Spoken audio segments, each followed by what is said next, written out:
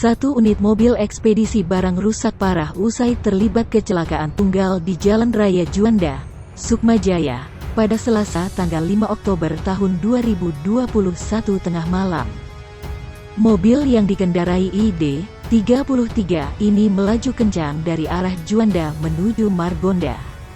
Namun ketika melintas di lokasi kejadian, tiba-tiba mobil oleng dan menabrak sebuah pohon berukuran besar, hingga mobil ringsek parah di bagian depan.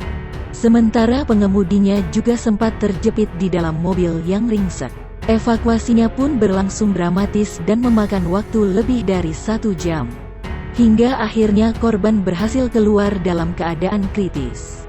Terkini, kasus kecelakaan tunggal ini ditangani oleh unit laka Polres Metro Depok. Dan barang bukti berupa mobil yang rusak parah pun telah diamankan.